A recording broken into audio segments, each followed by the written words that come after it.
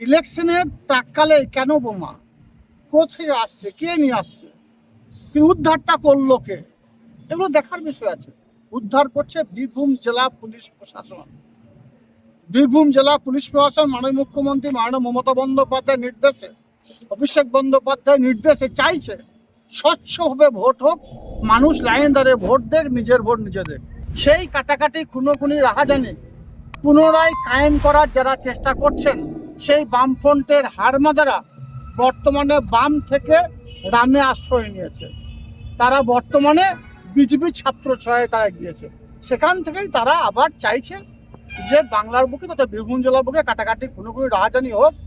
কিন্তু আমরা নিশ্চিত থাকতে পারেন, বীরভূম জেলার মানুষ নিশ্চিত থাকতে পারে, বীরভূম জেলার পুলিশ প্রশাসন সবসময়ের জন্য সজাগ আছে এবং তারা বীরভূম জেলাতে যেসব বোমা বন্দুকে আবিষ্কার যারা করতে চাইছে, লাভ হবে না।